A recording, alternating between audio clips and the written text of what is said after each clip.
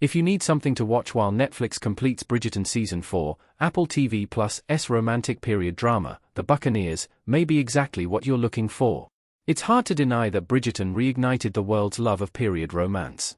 The fictional niche has a long history, though, with beloved authors like Jane Austen, Edith Wharton, Diana Gabaldon, Beverly Jenkins, Lisa Kleypas, Bridgerton's Julia Quinn, Alyssa Cole, and hundreds more shaping this beloved romance subgenre. Bridgerton wouldn't exist without those previously published works. Part of what makes Netflix's Bridgerton such a rousing success is that it doesn't just focus on romance, though that is, of course, a key facet of the show. It also focuses on the Bridgertons as a family unit, their individual wants and needs, female friendships, and how those friendships help young women survive in an unjust patriarchal society. Bridgerton works because it is an ensemble period drama with lavish costumes, beautiful and complex love stories, and intriguing characters. Apple TV's adaptation of Edith Wharton's 1937 novel The Buccaneers is very similar.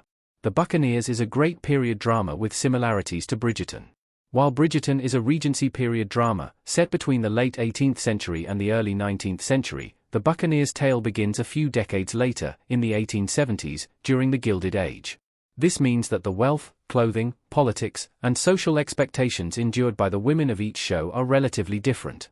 Even so, both Bridgerton and The Buccaneers excel in examining women's place in society and what it means for them to find real, honest love, rather than being forced into an advantageous, loveless marriage. During both historical eras, young women from wealthy families were expected to be presented to society to find husbands, a tradition loved by some and scorned by others. Like in Bridgerton, each young buccaneer has ideas about their needs and wants, but their future is always uncertain. What will happen if they aren't chosen? Who will they become if they do not marry? Every romance has an underlying tension, as the stakes are much higher for these young women than for men, and neither Bridgerton nor The Buccaneers shies away from that. Eloise, Claudia Jessie, and Penelope's, Nicola Coughlan, friendship is arguably the heart of Bridgerton, and that made their separation in Season 3 hard to watch. The Buccaneers takes the importance of friendship to a whole new level. The relationships between Nan, Christine Fresseth, her sister Ginny, Imogen Waterhouse, Conchita, Alicia Boe, Lizzie, Aubrey Ibrag, and Mabel, Josie Tota, are even more important than the romances. That doesn't mean the romances are any less fun or devastating to watch, though. The love story between Nan and Guy Thwart, Matthew Broome, for instance, is gorgeous. There's a wonderful balance between all aspects of the show. The Buccaneers has a bigger book adaptation challenge than Bridgerton. Any book-to-screen adaptation faces certain challenges. Netflix's Bridgerton adaptation is no different, though Quinn's novels provided an easy-to-follow framework for the show. Each season focuses on one Bridgerton sibling's love story, and the rest of the family moves around them until it's their chance to shine.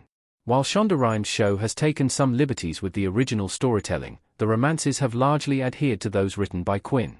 This has made it easy to plan for future plots, though it has also inevitably invited criticism when things aren't adapted in a certain way. The Buccaneers has a very different kind of challenge to overcome.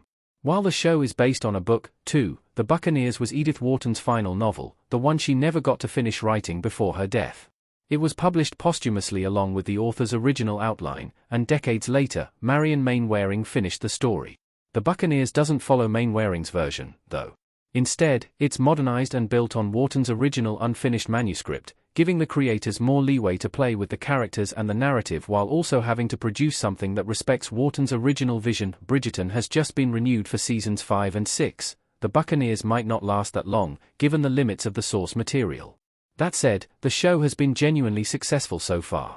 It's a beautiful blend of modern ideals, feminism, friendships, romance, and the added dimension of the culture clash between the new money Americans and the old money Brits. We know Bridgerton Season 4 will premiere in 2026, but that's still a long time to wait. Why not give the Buccaneers a chance in the meantime?